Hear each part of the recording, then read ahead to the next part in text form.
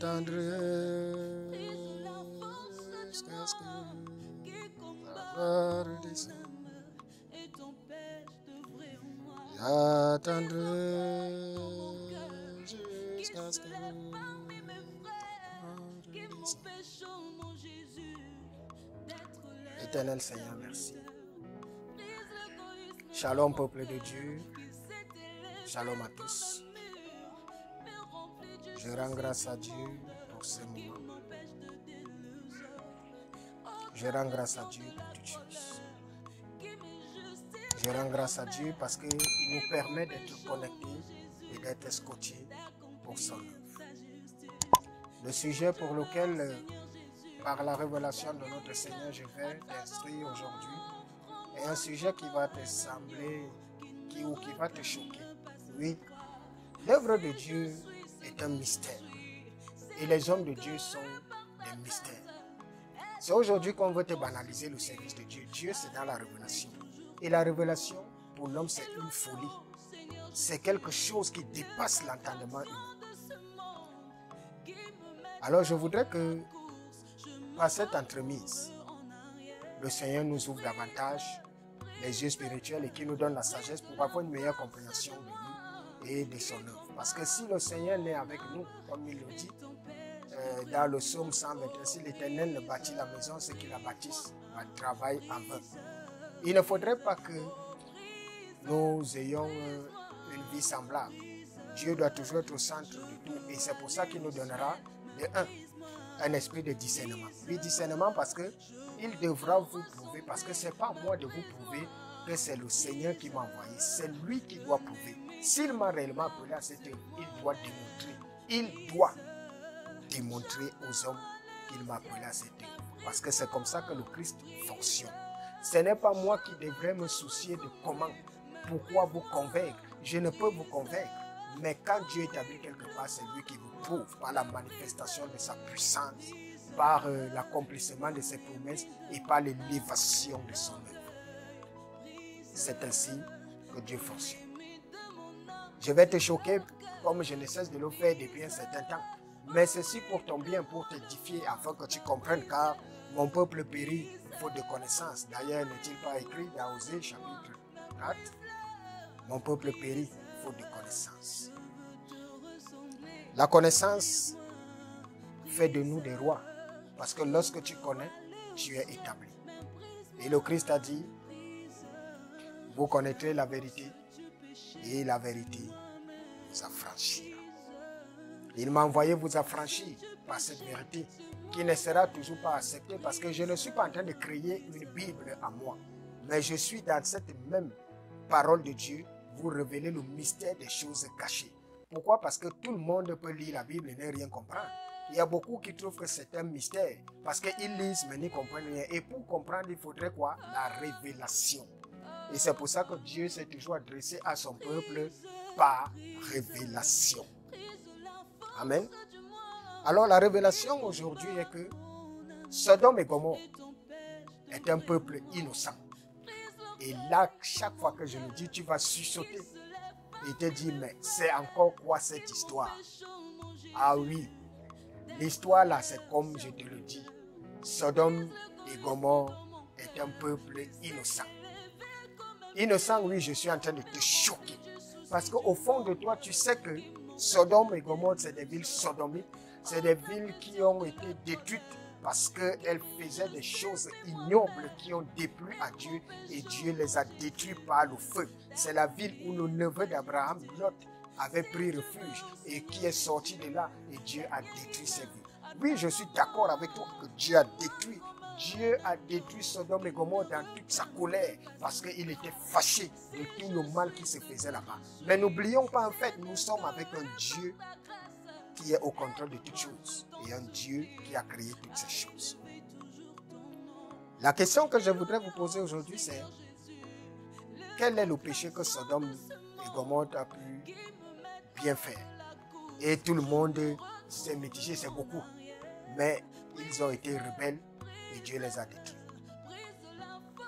Pour mieux comprendre un certain nombre de choses, il faut avoir la révélation de toutes ces choses. Cela nous permettrait de savoir d'où on a commencé, d'où l'on vient, d'où l'on va et d'où nous allons arriver. Parce que voilà l'histoire. Sodome se retrouve condamné par Dieu. Oui. Mais est-ce que Sodome est coupable? Non. Pourquoi? Parce que la condamnation est entrée dans le monde à partir de la loi. C'est la loi qui entraîne et qui engendre la condamnation.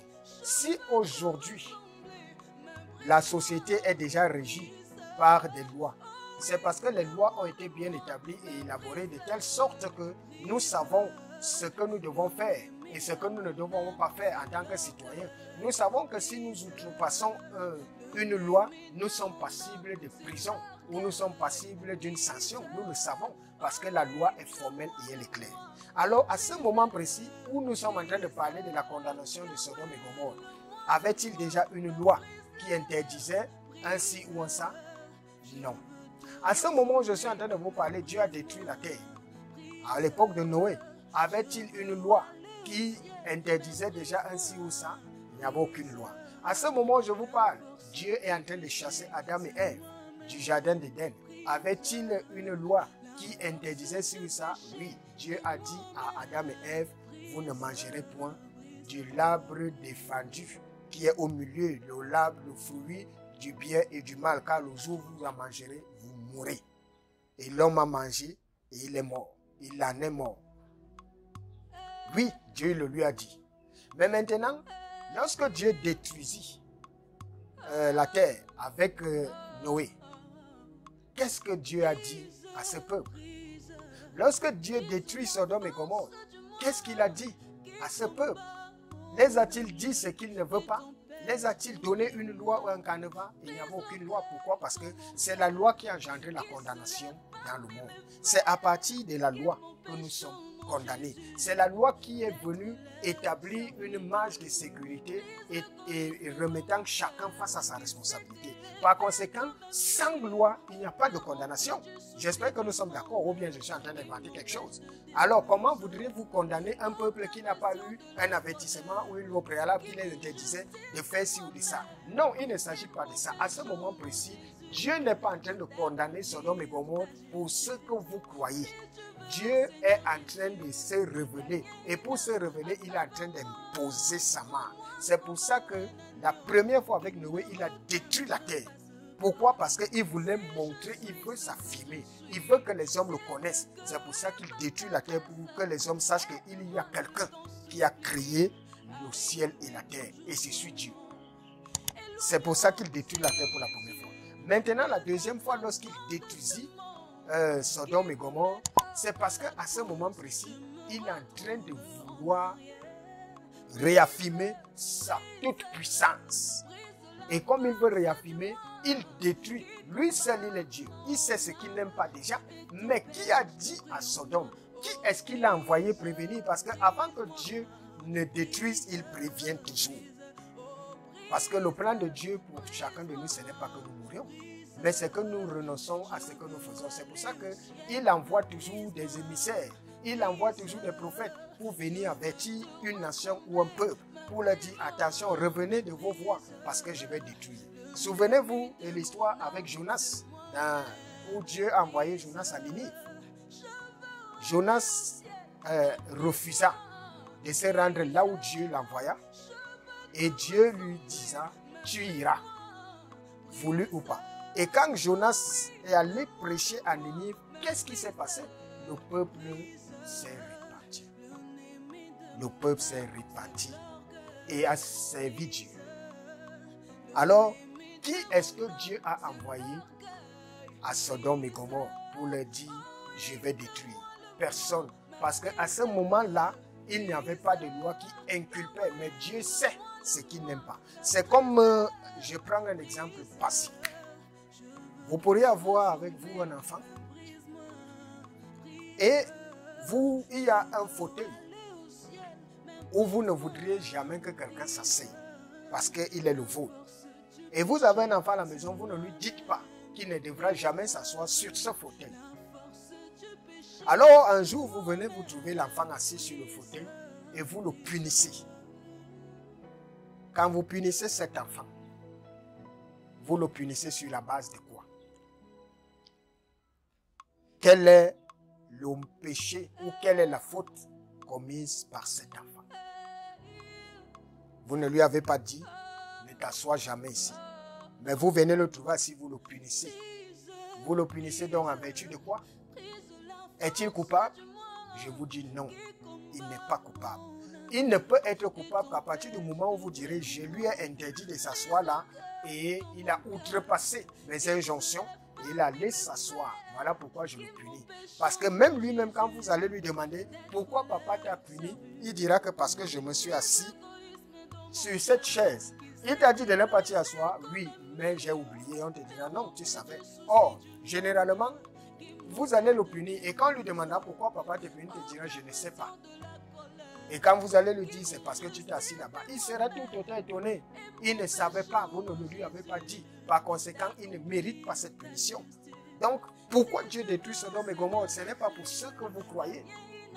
Mais Dieu sait qu'il n'aime pas ça et il ne les a pas prévenus au préalable. Dieu sait ce qu'il ne veut pas, mais les ne les avait pas prévenus.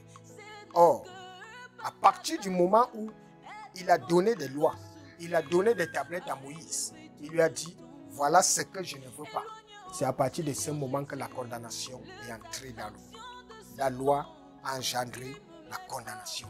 Mais cependant, sans loi, il n'y a pas de condamnation. Et c'est pour ça que je voudrais que nous restions vigilants. Parce que le jugement s'opérera sur 3 phases ou 3 étapes. Nous n'aurons pas tous le même jugement. Parce qu'il y aura un jugement pour ceux d'avant la loi. Il y aura un jugement pour ceux d'avec et pendant la loi. Et il y aura un jugement pour ceux d'après la loi. Et rassurez-vous, le jugement qui est le plus terrible, c'est pour ceux après la loi. Parce qu'après la loi, tout est accompli. Tout. Il n'y a plus d'excuses possibles pour qui que ce soit. Donc, Sodome et Gomorrhe s'est retrouvé à mal parce qu'ils ont payé pour la démonstration de Dieu. Dieu voulait démontrer au monde qu'il est souverain et il peut détruire à tout moment. Mais cependant, dans le fond de l'histoire, Sodome et Gomorrhe est innocent parce que personne ne leur a dit quel est le mal qu'ils faisaient. Je dis bien, souvenez-vous, c'est la loi qui a engendré la condamnation. S'il n'y a pas de loi, il n'y a pas de condamnation. C'est la loi qui engendre la condamnation. Et c'est au travers de la loi que nous sommes soit condamnés, soit acquittés. Mais cependant, Dieu est souverain et il sait toutes choses. Tout acte que Dieu a posé à ce moment, ce n'était que pour une seule raison. Il voulait se faire connaître des hommes. Et pour se faire connaître, la démonstration était sans pareil. Alors que le Seigneur nous bénisse, qu'il nous grandisse, qu'il nous élève et qu'il conduise son œuvre, afin que nous soyons davantage connectés à sa parole, pour que sa parole nous parle plus. Car Dieu, c'est la révélation. Que les hommes n'essayent pas de vous dire le contraire. Dieu se révèle toujours. Et lorsqu'il appelle, il doit révéler des choses qui dépassent l'entendement humain pour que ça entraîne à la confusion, ça entraîne à l'incompréhension, afin que lui seul, il soit toujours souverain. Que le Seigneur vous bénisse et n'oubliez pas de partager au maximum s'il y a des préoccupations. Le numéro qui s'affiche au bas de l'écran, je suis disponible à toute heure pour partager fraternellement toutes vos préoccupations. Que le Seigneur nous bénisse davantage. Bye bye.